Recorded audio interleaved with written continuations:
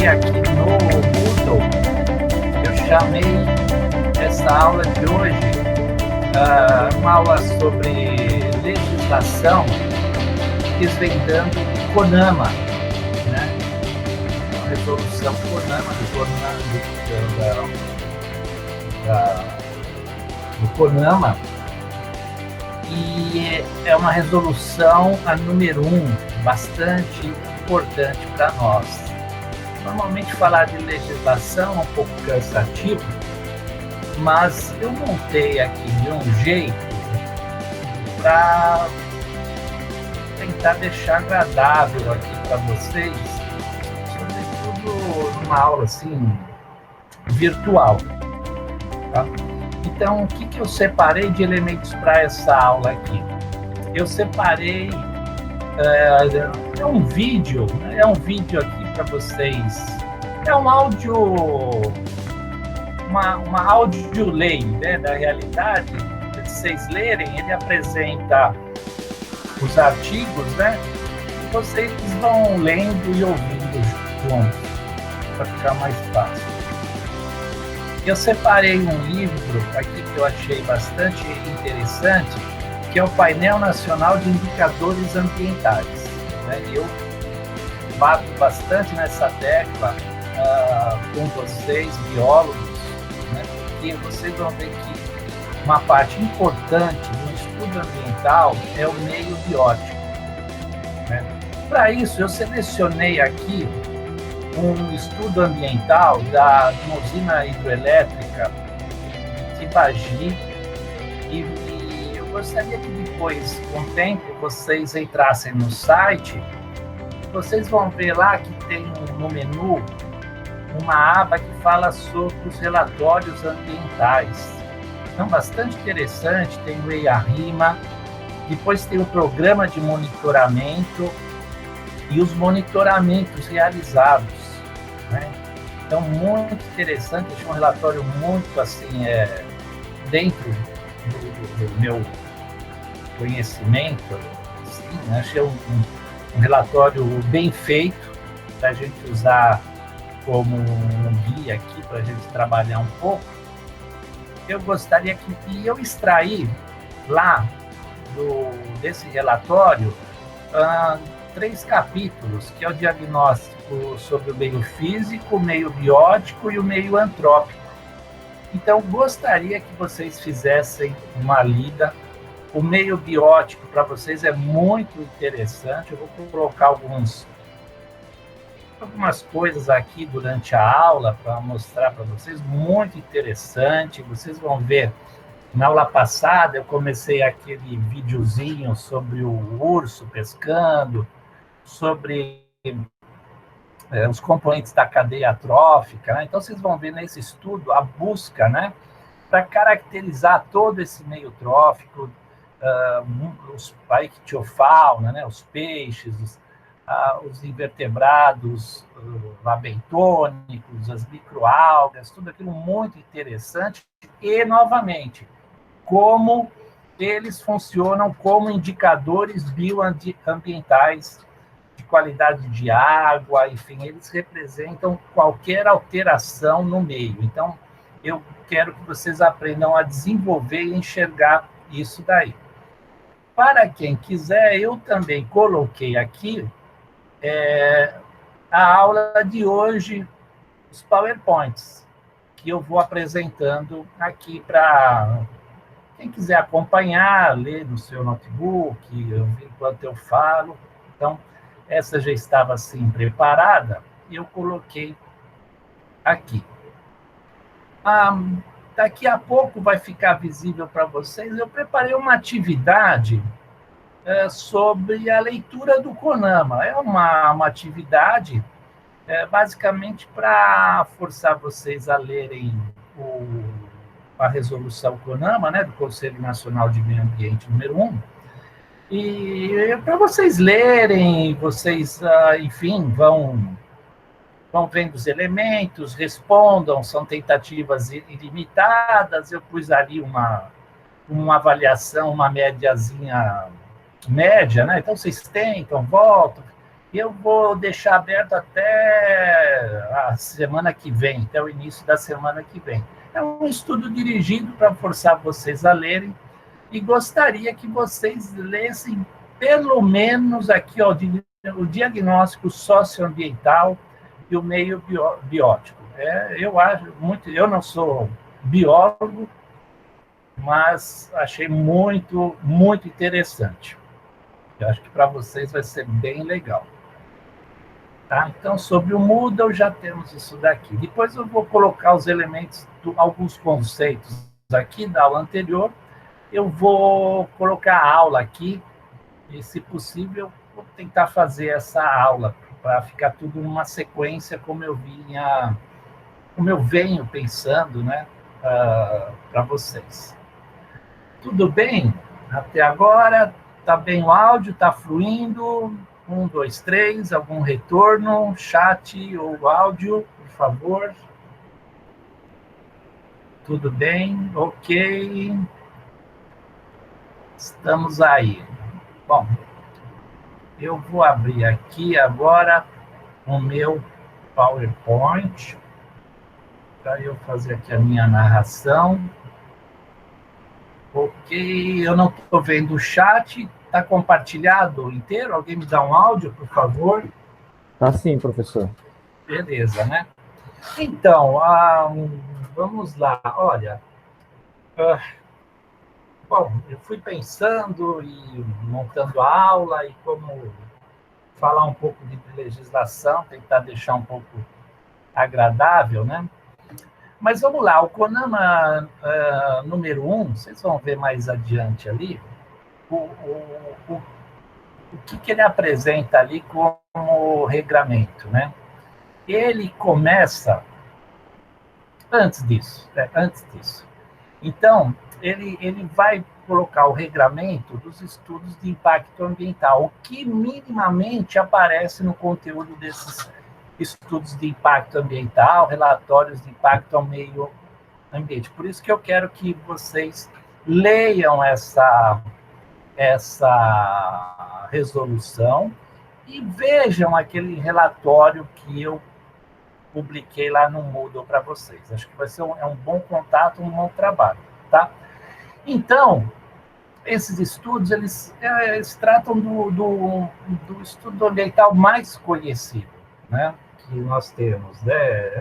E a rima, tal, né? Então, ele está ali, tem ali o seu regramento.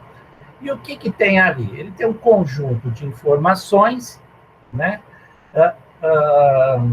E que faz as análises e as propostas destinadas, né, às autoridades tomarem uma decisão sobre aquela atividade, né, que é o que se pretende desenvolver naquela área, né, enfim, a possibilidade de implantação e operação daquele empreendimento lá, né. Vou falar agora aqui o conceito, né, o conceito quer dizer, está no próximo slide, né? Mas antes, eu coloquei aqui, vocês vão ver aqui, eu já estou pensando no próximo slide, né? Então, basicamente é isso. Vai lá, ele regra o conjunto das informações e análises de todas as propostas, compara as viabilidades para que o poder público possa tomar uma decisão para saber se aquilo é possível ser implantado ou não. Eu coloquei aqui essa observação, né? Eu vou até ler para vocês. O estudo ambiental não se destina a tornar possível o licenciamento ambiental. Isto é, sua finalidade não é justificar o empreendimento em face da legislação ou das exigências dos órgãos ambientais, né? Eu coloquei isso porque eu estava estudando e eu vi várias notas sobre isso, né? Então, o que acontece é que parece que o estudo, né, ele é voltado para justificar, né, o empreendimento em face à legislação.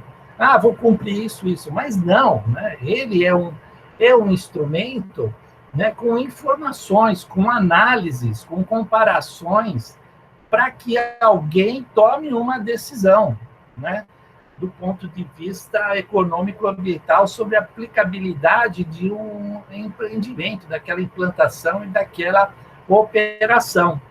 E o que a gente vê, né, pelos especialistas, todos que trabalham com isso, né, vê que, às vezes, o objetivo é um pouco desvirtuado, é como forçar, né, aquela aplicação.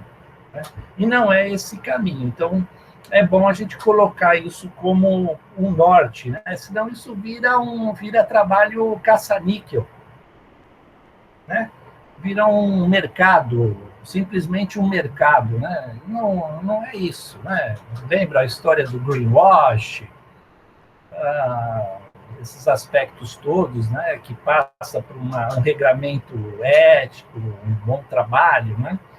É isso, né? Fazer o bom trabalho, a boa batalha, né? Eu não sei se vocês conhecem, eu coloquei aqui que eu acho bastante bacana isso, que é a carta do cacique Seattle, que ele fala sobre as terras, o meio ambiente, o sistema Terra. Vocês conhecem? Já ouviram? Já leram essa carta na íntegra?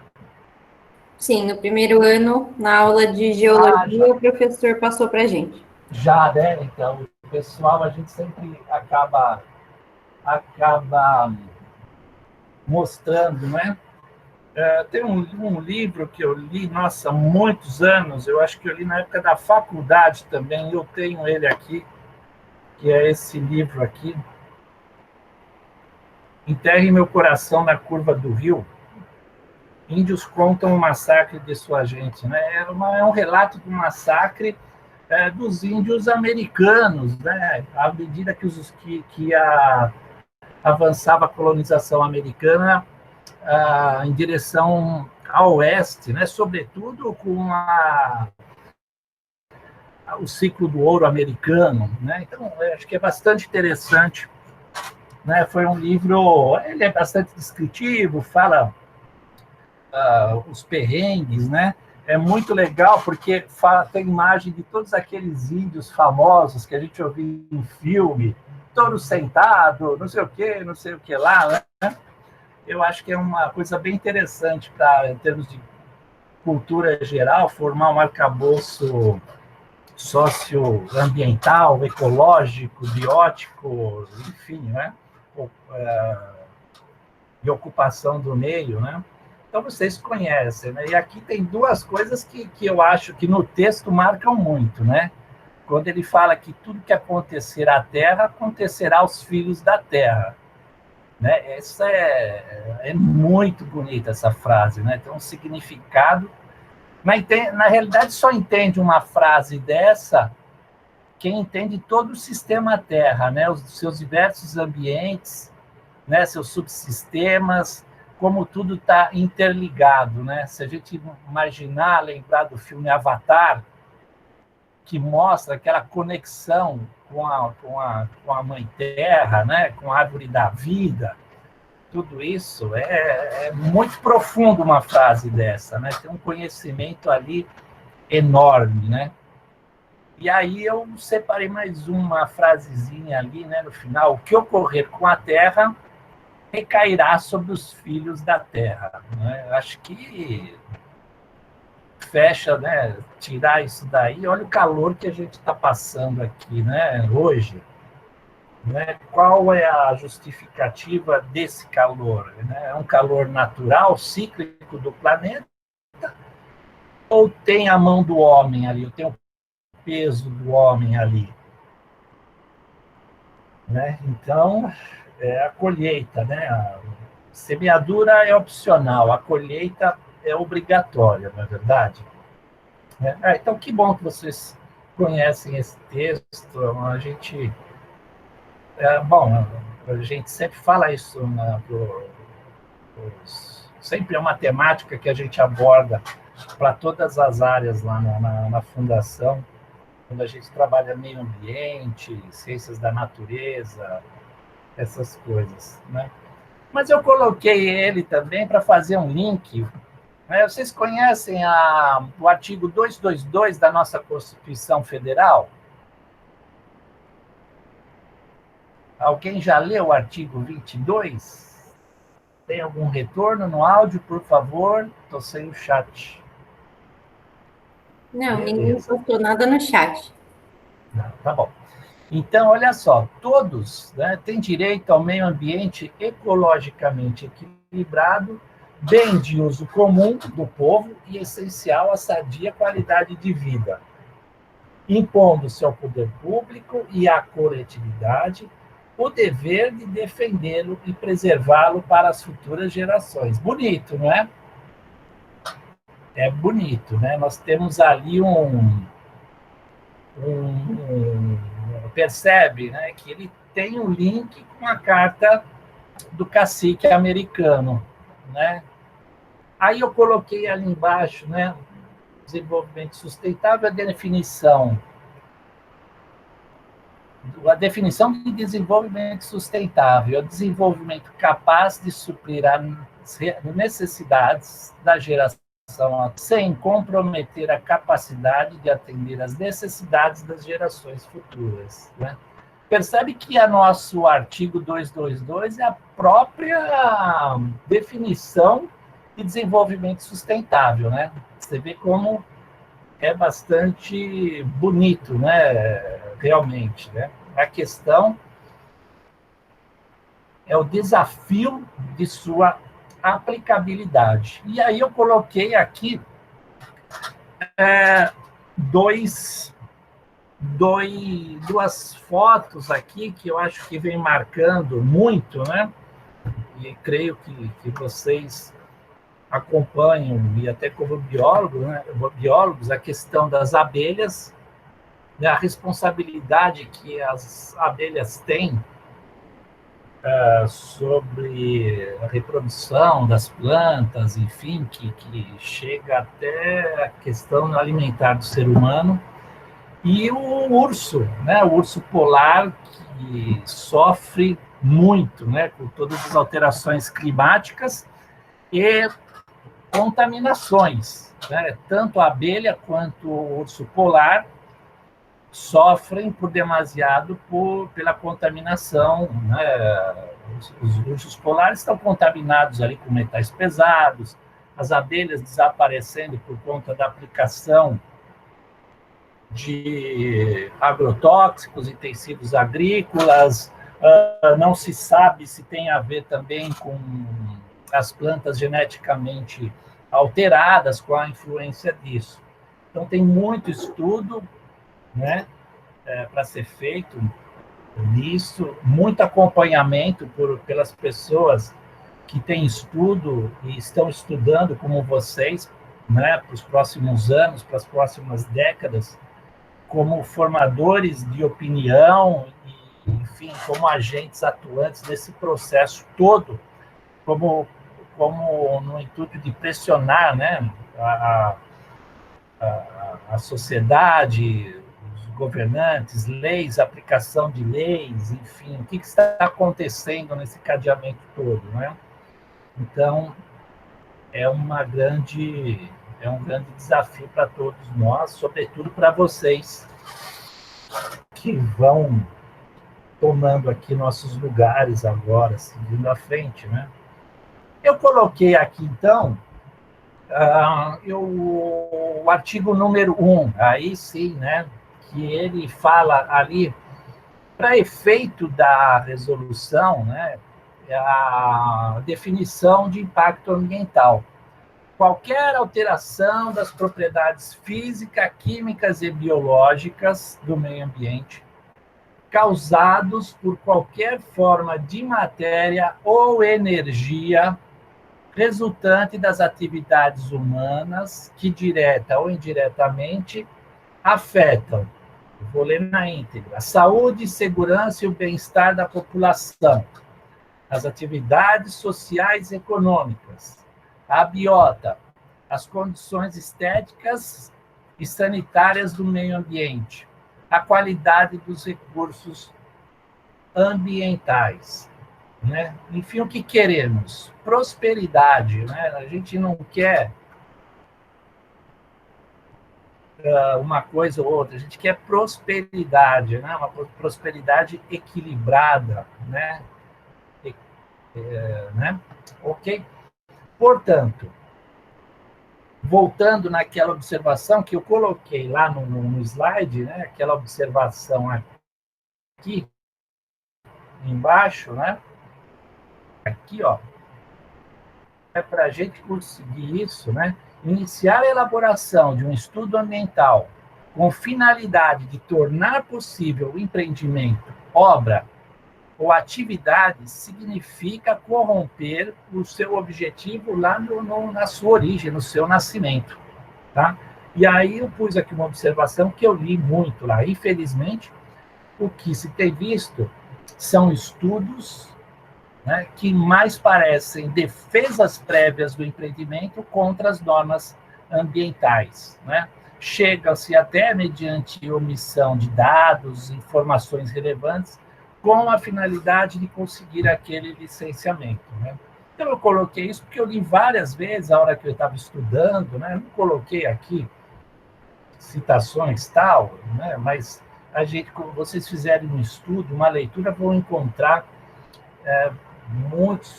vários comentários nisso daí. Quem atua no meio, né, acredito que alguns de vocês vão ser atuantes dentro disso, vão perceber, com certeza que.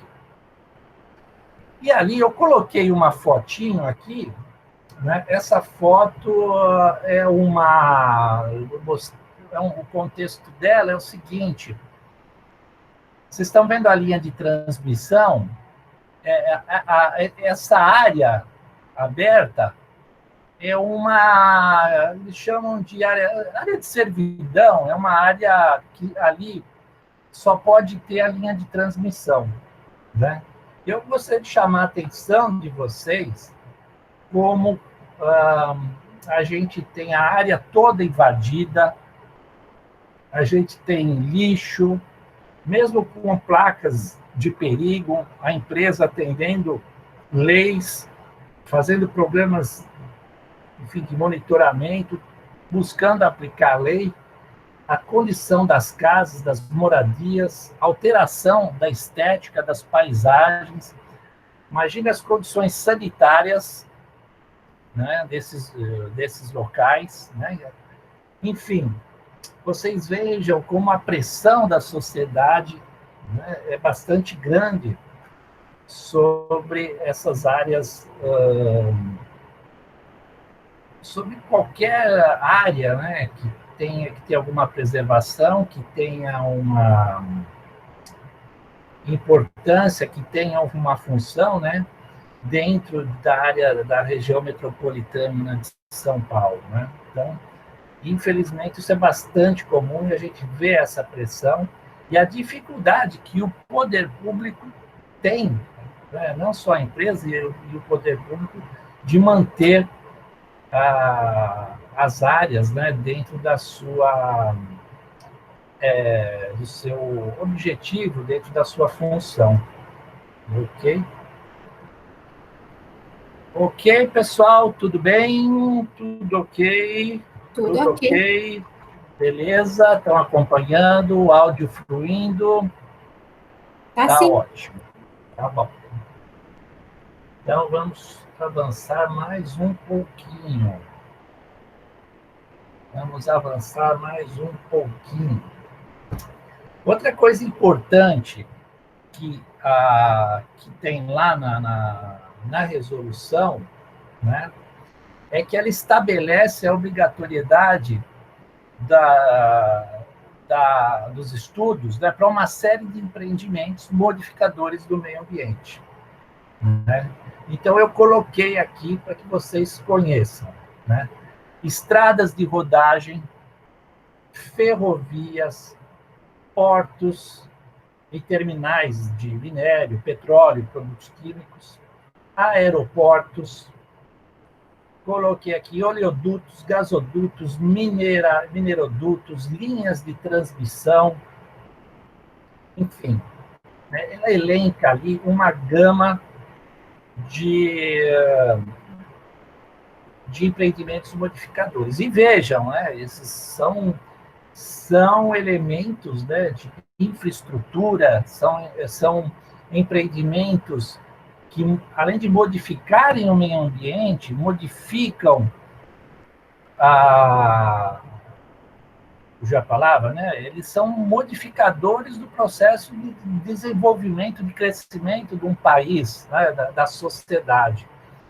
Então, vejam os conflitos, né? Então, a gente precisa crescer, a gente precisa construir todas essas infraestruturas, mas com competência de manutenção da qualidade ambiental, né? Eu coloquei aqui algumas... quando a gente estuda, para cada um desses empreendimentos, eles têm... eles modificam o meio ambiente, eles produzem impactos, muitos são iguais, alguns mais específicos, né? Mas coloquei alguma coisa aqui para a gente ilustrar, né, para servir de início do fio da meada, na medida que vocês vão crescendo profissionalmente, vão agregando informações, né? Então, por exemplo, em um porto, né? Que impactos que a gente tem num porto, né? Você veja aí, né? Contaminação do ar com particulado, né? Esse particulado depois ele cai, ele contamina ali a região, os solos, né? São particulados aí de combustíveis fósseis, veja só a fumaceira ali que vai saindo da embarcação. A questão de dragagem, portos precisam ser dragados, né? Se vocês lembrarem das aulas de geociências, né? A dinâmica externa do planeta vai erodindo as rochas, né? E aquilo vai sendo transportado e deposicionado nas bacias, nas regiões baixas, né? Que são as bacias sedimentares, as bacias oceânicas, e a dinâmica continua. E aí você tem um movimento das marés, o movimento, enfim, toda oceânico ali, de uma costa, e você precisa manter o calado, né? Manter a profundidade para que as embarcações entrem. E perceba que cada vez mais os barcos estão ficando maiores, não é verdade? Então, a dragagem é algo contínuo e necessário em portos. Outra coisa que a gente encontra, e às vezes na internet vocês vão achar muito disso, que são despejos de resíduos de embarcações, sejam resíduos sanitários, e o que acontece também muito são limpezas dos navios de carga, né, dos tanques, enfim, de todos os armazéns embarcados, a limpeza desses navios e é descartado no oceano, né? Então, veja bem, a hora que você faz um estudo de impacto ambiental, a quantidade de impactos que vão aparecendo. Por isso que eu quero que depois vocês leiam aquele trabalho, na parte em que ele identifica os impactos ambientais, vocês vão ver a quantidade de impactos ambientais que aparecem, né? Desde aqueles mais escancarados, que logo a gente encontra, quanto aqueles que você precisa de um pouco mais de conhecimento, afinamento profissional para poder enxergá-los e monitorá-los, né? Eu coloquei aqui sobre as estradas, porque estradas, rodovias, isso são o que a gente chama de obras lineares, e elas têm umas particularidades. Eu achei bastante interessante para vocês mostrar alguns impactos ambientais encontrados, né, nessas obras lineares, que pode acontecer ali. Eu coloquei algumas coisas ali, creio que vocês consigam ler, vocês devem estar acompanhando pelo material que eu passei para vocês também. Deixa eu dar um zoom aqui, porque eu já estou... Essa hora eu estou cansado. Mas, olha, uma obra linear, ela, primeiro, funciona como uma barreira. Né, percebe? Né? Ela divide um habitat ali, né, ao meio. Né? Você tem mortalidade por atropelamentos. Né? A gente, quando viaja, sempre a gente encontra animais mortos em estradas. A poluição. Né? Então, quanto maior o porte da estrada rodovia, a gente sente no ar, né? O tráfego de caminhões pesados, tudo isso. Né? A predação, né? As pessoas param o carro, o animal está por ali, as pessoas predam os animais. Né? Perturbações de borda, né? Esse efeito borda é muito interessante, muito importante. Quando vocês fazem esses estudos, né? O efeito borda, aí tem afugentamento, né? Então, muito interessante, né?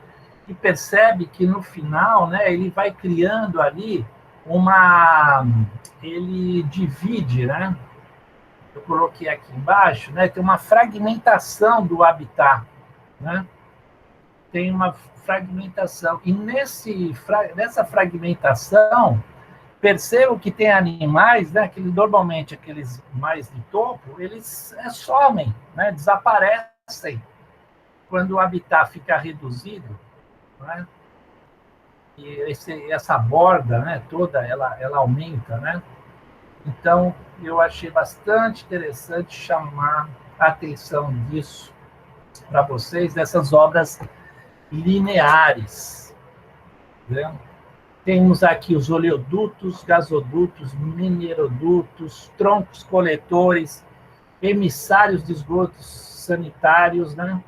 Muito dessas coisas o Brasil precisa construir, né? Um país com grande potencial em termos de recursos minerais, a gente precisa de muito mineroduto, a gente precisa de gasodutos para levar energia para o interior do país, né? Oleodutos. A gente precisa de muito tronco coletor para a gente fazer o afastamento, né, dos esgotos sanitários. Olha só quanta coisa. E linhas de transmissão elétrica. Né? Mas, para tudo isso, a gente tem que fazer bem feito. Né? Fazer bem feito significa a gente respeitar o ambiente, toda a legislação ambiental. Né? O que a gente pode, também aqui chamando a atenção, né? Vejam bem, né? Esses minerodutos, oleodutos, coletores, eles são tubulações também lineares, eles atravessam vários ambientes e, por vezes, eles rompem por algum motivo e levam contaminação dos solos, dos corpos hídricos, sejam superficiais, sejam subterrâneos. Né? Aqui, eu vou voltar aqui para esse slide aqui, em que eu mostro essa foto aqui para vocês. Espera aí que eu vou voltar aqui, ó. Aqui, né, onde eu mostro isso aqui para vocês, essa aqui são linhas de transmissões, mas existem os oleodutos e a população furta. Eles constroem casas ao lado e perfuram os oleodutos para roubo de gasolina, diesel. Né? Muitas vezes está passando gás, outras coisas, e causa um caos tremendo. Né? Anos atrás, acho que no começo do governo Obama, houve uma grande questão, houve um grande impasse com a população indígena, porque um oleoduto ia passar pelas terras indígenas, por terras indígenas americanas, né? Então, houve um grande imbróglio lá com o governo Obama nos Estados Unidos. A gente tem ali impactos na avifauna, né? Então, esses corredores, as aves ali se chocam, são eletrocutadas, enfim, o tempo todo. E você tem que imaginar que essas obras elas vão durar décadas ali, né? Essas obras vão durar décadas, né? E vão sendo feitas manutenções, muitas vezes ampliadas, à medida que a gente vai ter um crescimento, um desenvolvimento da economia, né? Então, para vocês verem como essas coisas são muito complexas, né? Muito entrelaçadas, né? Que a gente não pode deixar de respeitar, a gente precisa aplicar. A gente tem uma regulamentação boa, né? E aí, eu não entendo algumas coisas, né? Às vezes a gente vê o governo forçando coisas, ou iniciativa privada, ou iniciativa público-privada, e não, que é para desenvolvimento do país, aquilo precisa. Mas veja bem, o próprio empreendimento ele vai gerar uma cadeia produtiva bastante interessante para a economia, mas também o atendimento à legislação ambiental e outras gera também uma corrente econômica de oportunidades de trabalho, de desenvolvimento para muita gente, né? Então, a gente não pode pensar que é só para o desenvolvimento puramente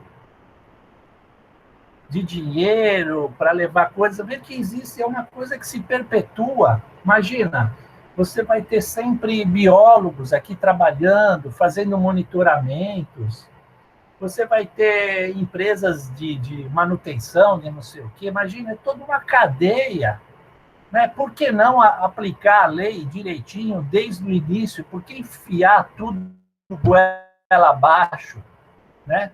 É uma coisa que vem começando desde a sua implantação, do seu pensamento, e aquilo vai durar décadas, 50, 100 anos, né? A gente já tem hidroelétricas aí, já vão fazer quase centenárias. Então, você tem que gerar as legislações bem aplicadas, bem pensadas, vão gerar uma corrente de oportunidade de trabalho por muito tempo, né? Então, não tem coisas que é difícil a gente entender. Por que não fazer certo já desde o seu nascimento, né?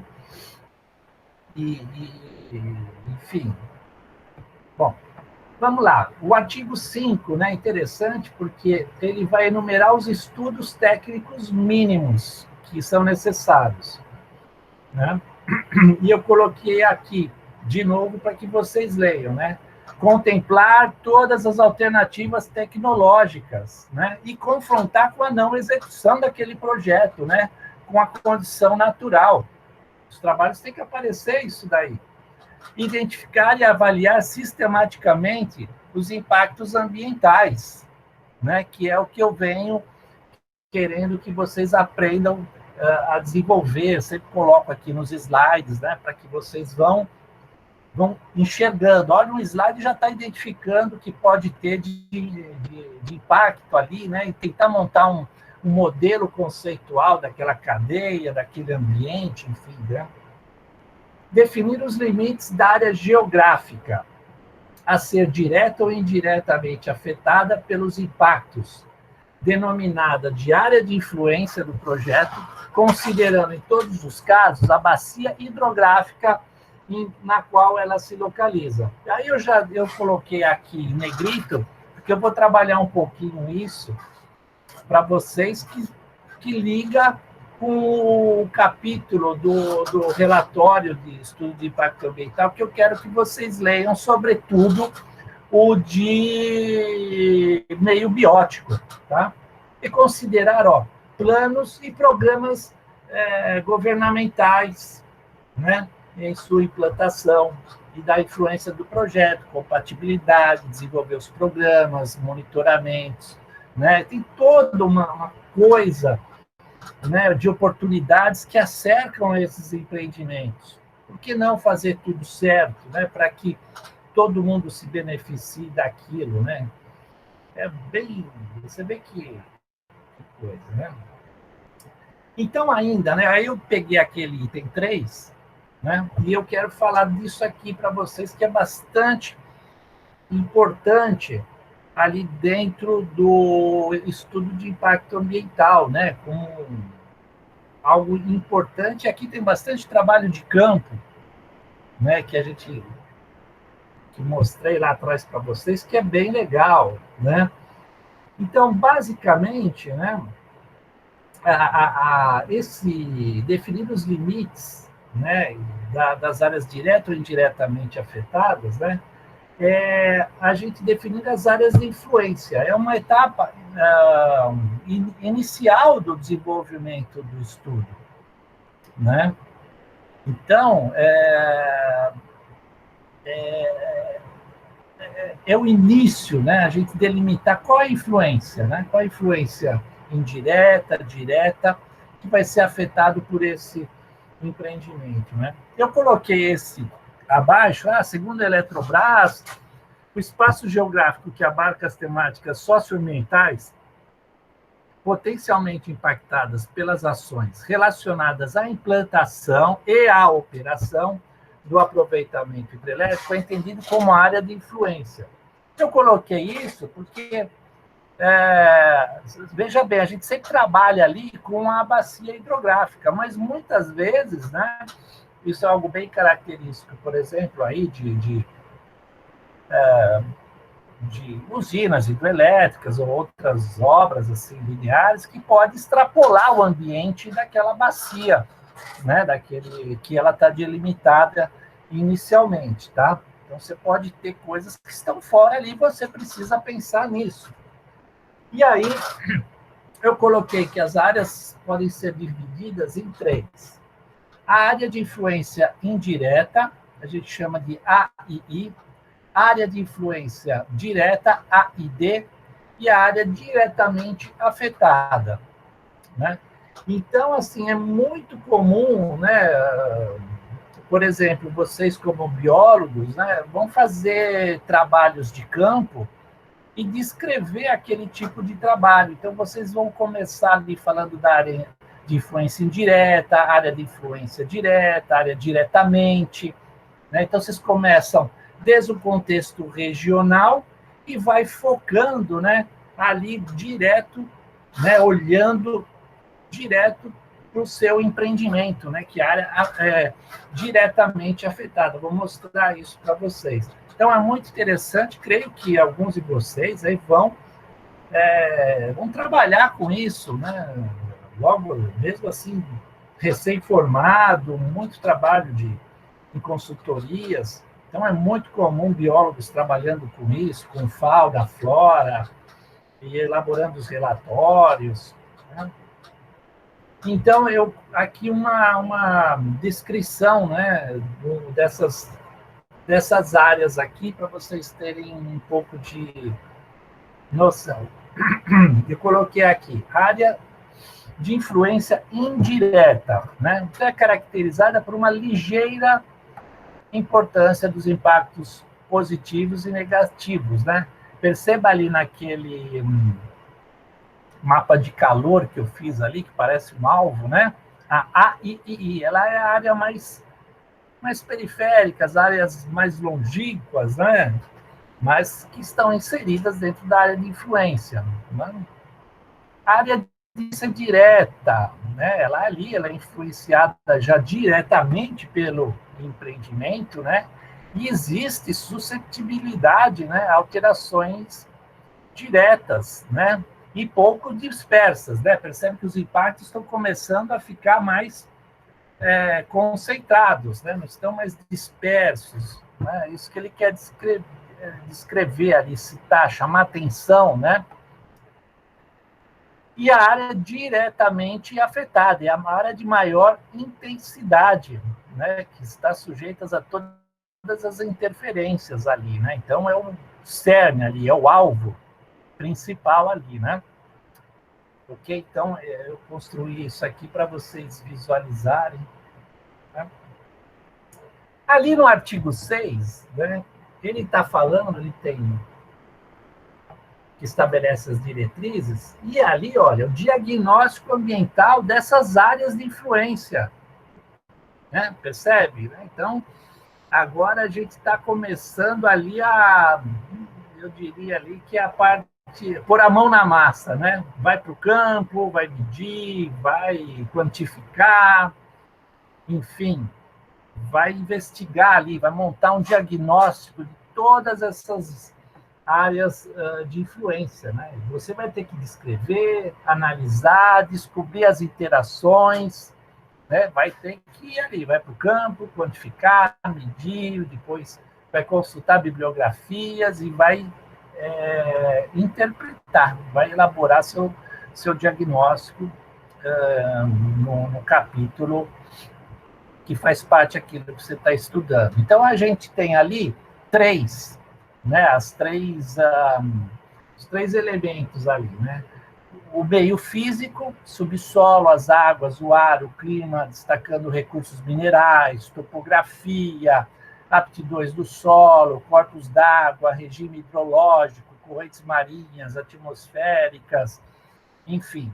Eu, como geólogo, né, normalmente eu escrevo esse capítulo, né? Normalmente um geólogo vai ser lá o profissional que vai trabalhar esse capítulo todo, né? Desde uma forma regional e, de novo, focando, né? Para a área de influência diretamente. Aí o meio biológico, né? Aí os ecossistemas, a fauna, a flora, e aquilo que eu falo para vocês, né? Os indicadores de qualidade, né? Ambiental, né? Então, é muito importante que vocês identifiquem esses indicadores todos. Por isso que eu coloquei aquele livro lá, que é uma síntese, né? E chamam sempre a atenção da questão dos indicadores, né, de qualidade, porque eles vão dizer o que está acontecendo. Qualquer mudança ali, né, diz o que está acontecendo em todo o sistema, por isso que eles são importantes. E vocês têm que aprender a encontrar esses indicadores, assim como identificar todos aqueles impactos, todos lá, né? E o meio socioeconômico, as questões de uso e ocupação do solo, uso da água, socioeconomia, enfim, leva-se em conta até a arqueologia, os aspectos históricos, culturais da comunidade, né? Porque é uma minoria, esquece-se daquilo. É uma comunidade indígena, uma comunidade quilombola, né? Então, vocês percebem que para essas...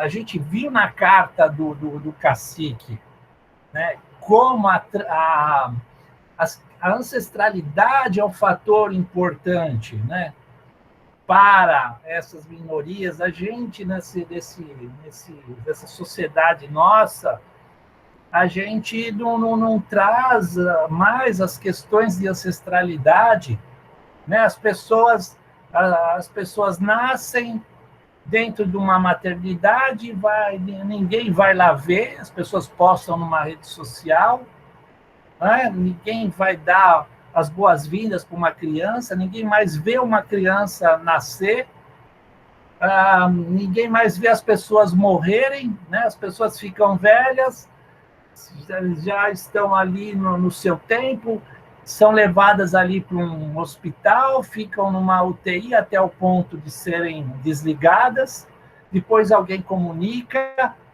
né? As pessoas... Não existe mais o contato, né, com a morte, né? As pessoas não velam mais os corpos, né? Não existe velório, né? Existe uma separação. Hoje as crianças não veem uma pessoa morta, não veem uma pessoa nascendo. Como é que você quer discutir a ancestralidade, a cultura, a importância do saber da vida? Como que você quer? Como você quer conhecer a tua genética, ou a tua carga que é trazida dos teus antepassados, né, que vem dos núcleos familiares e até em processos de reencarnação daquele núcleo todo espiritual? Como é que você vai entender essas coisas se está todo mundo separado hoje? As pessoas sabem disso pela rede social, né? Então, é muito importante a gente lembrar disso daí, né? O meio socioeconômico, né? A gente pensa na prosperidade, na questão de espiritualidade, a ligação das pessoas com o sistema Terra, com Gaia, né? Isso é muito importante. Não estou falando aqui espiritualidade de que religião que siga, né? Uma relação sua com o sistema que você vive, com as pessoas, uma relação de prosperidade, de crescimento, né? É isso que eu estou falando. Não estou falando que religião que se segue ou nada. Isso é religião feita pelo homem, né? Eu digo a espiritualidade é que tem que ser. Bom, vamos lá. Vocês viram, então, aqueles 3 meios, eles têm os seus subtemas, as disciplinas que vocês estudam aqui no curso de vocês. Olha lá, meio físicos, recursos terrestres, hídricos, climatológicos, biológicos, flora, fauna terrestre, biota aquática, né? Creio que cada um de vocês tem uma afinidade maior com um tema desses daqui, ou flora, fauna, né, biota aquática, o meio antrópico, os aspectos sociais, econômicos, o patrimônio histórico e cultural, né? Olha, são todas disciplinas que são trabalhadas numa faculdade, numa universidade. Aqui, para vocês verem, um mapa, por exemplo, que é gerado. Repare, esse mapa ali, ele é um mapa que fala sobre a flora e a fauna terrestre, tá?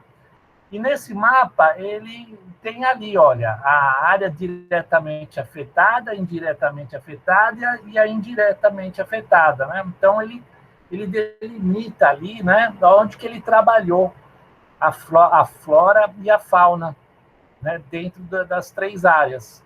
Então, você percebe? É interessante que vocês aprendam a trabalhar as ferramentas, né, de desenho, de georreferenciamento, o QGIS, né? Hoje é bastante importante, a gente mesmo gera um mapa desses daí. Você, como consultor, vai gerar o seu mapa, né? Então, é muito importante que vocês aprendam essas ferramentas todas aqui. Olha aqui, esse aqui da biota aquática. E eu coloquei esse porque vocês verem ali, o azul escuro é onde é a barragem e o reservatório. O vermelho é a bacia hidrográfica, né? Toda delimitada ali, a partir dos divisores de água, né? Tem ali os diversos tributários, está delimitada ali a bacia, né? E ele está trabalhando a biota aquática dentro dessa bacia. Dentro dessa bacia. Então, um exemplo para vocês verem, né, como essas coisas estão na lei e como a gente vai trabalhando, né? Isso é um trabalho prático. Creio que vocês, vários, vão atuar nessa área e vão estar fazendo essas coisas todas aqui. Então, aqui é para lembrar vocês que eu quero que vocês leiam aqueles capítulos, o meio físico, biótico e ou antrópico. Essa é a capa do estudo que eu quero que vocês leiam, que vocês procuram lá, tá? Então, bem legal, tá bem feitinho, tá muito bem descrito, documentado, com fotos, muito interessante, né? Então, aqui, eu coloquei aqui, né, para vocês terem uma ideia, né? Então, começa um relatório, por exemplo, a biota aquática, né? Eu vou trabalhar aqui essa parte da biota aquática, porque já venho citando isso desde a aula retrasada, né, para a gente manter uma linha, né, uma coluna, e fica também mais fácil para mim.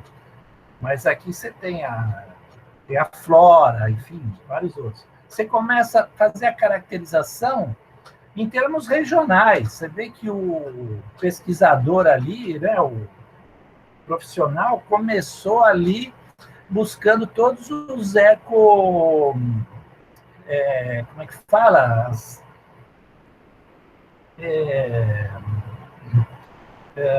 como é que as ecorregiões, está escrito ali, as ecorregiões aquáticas do Brasil, né? E aí ele vai dando um zoom, né? Ele vai dando um zoom na ecorregião de interesse e depois lá na bacia do rio, enfim, do rio Tibagi, né?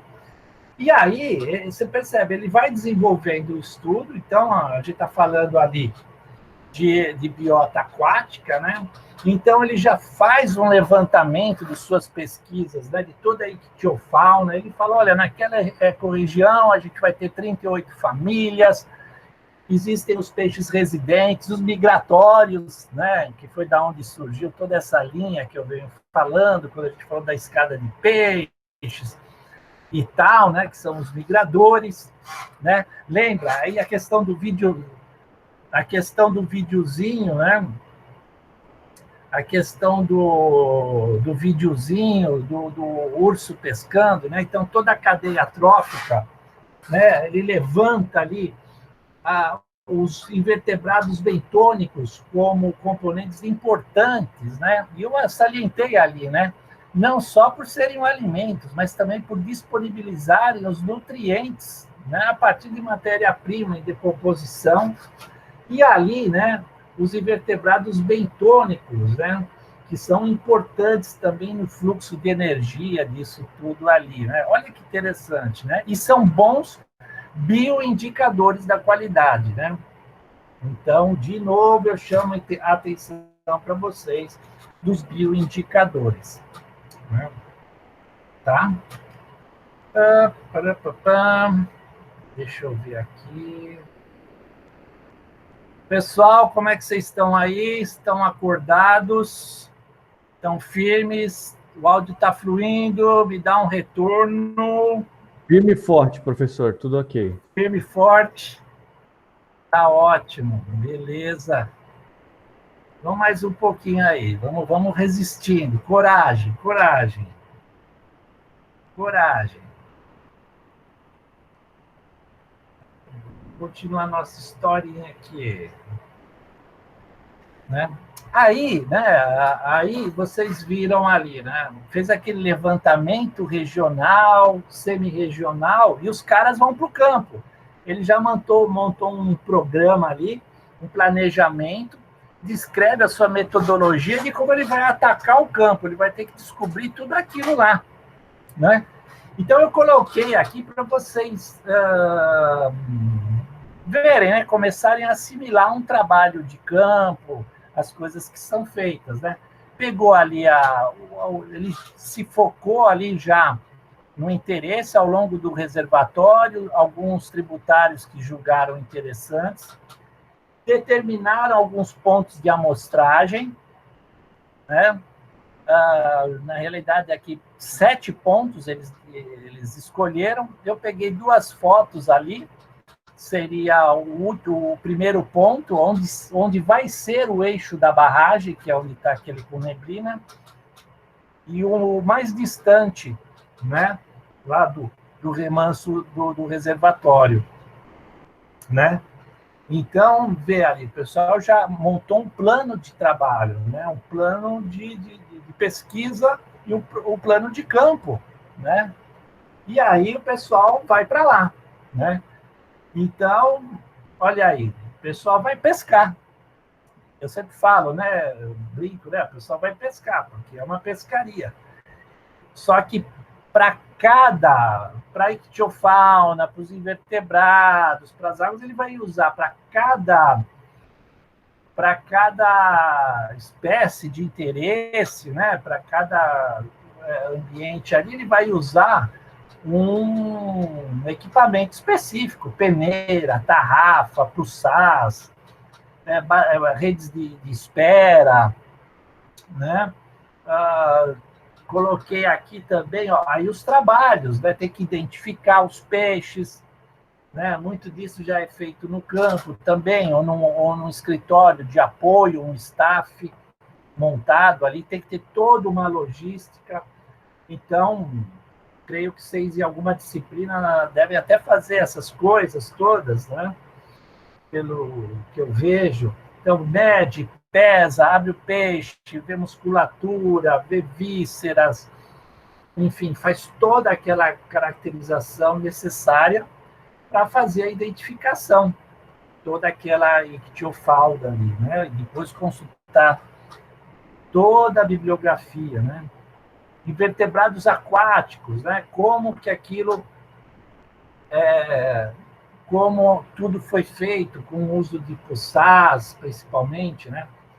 E eu reforcei aqui uma palavra ali, olha, o esforço amostral foi padronizado, né? Amostras de diversos ambientes. Pessoal, quando a gente vai para o trabalho de campo, a gente monta um plano de trabalho de amostragem, a gente precisa garantir a representatividade daquilo que a gente está mostrando.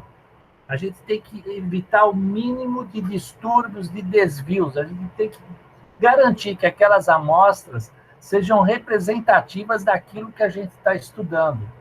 Então, ali você vai se esforçar com vários procedimentos para que sejam mantidos e adequados para que você consiga essa representatividade tal e necessária, tá? Então, é muito importante processos de amostragem, todos os cuidados necessários para que a gente tenha a representatividade daquele meio, daquelas condições que ele está mostrando. Feito isso, vocês vão ver lá no trabalho que, uma vez identificado, reconhecido, tudo aquilo, por isso que depois eu quero que vocês leiam as conclusões, a descrição, né, que é a hora que o profissional ele vai contar aquela história e vai caracterizar tudo aquilo ali, né? A elaboração dos programas de acompanhamento e monitoramento, né?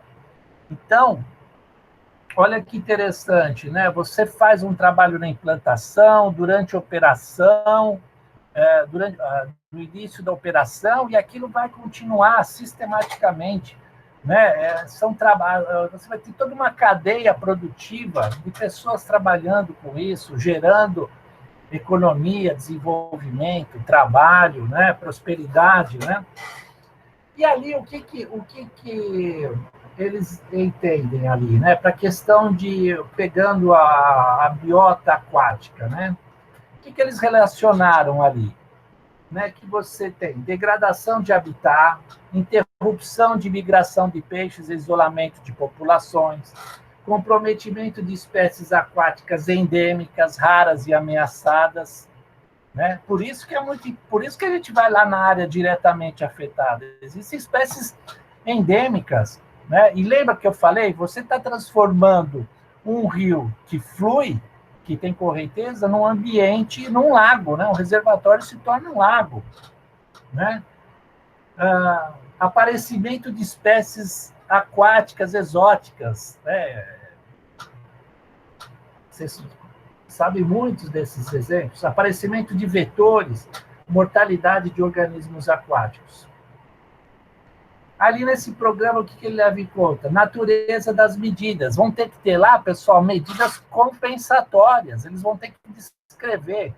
Vai ter que fazer alevinação, vai ter que... Enfim, eu não sei.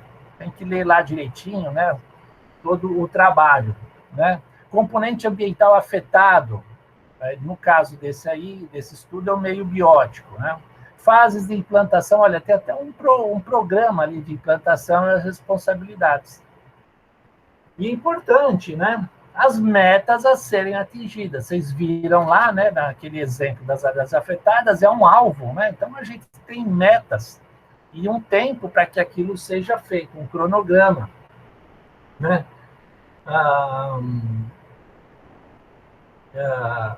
E ali tem, olha lá, o monitoramento, envolve ali monitoramento de quaisquer associação entre comunidades existentes e o grau de alteração no ambiente. Então, precisa comparar, né, o antes e o depois e quantificar isso, né?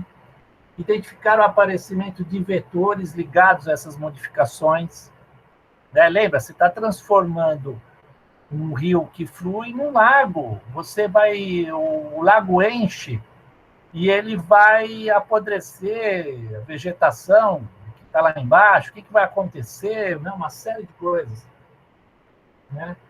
Proteger as áreas, né? E os períodos de reprodução de espécies, né?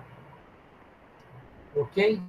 E a fonte geradora de conhecimentos, né? Que podem ser utilizados para futuras ações de conservação. Muito interessante, né? Um trabalho desse. Né? É muito bacana. É por isso que eu quero que vocês leiam tudo aí.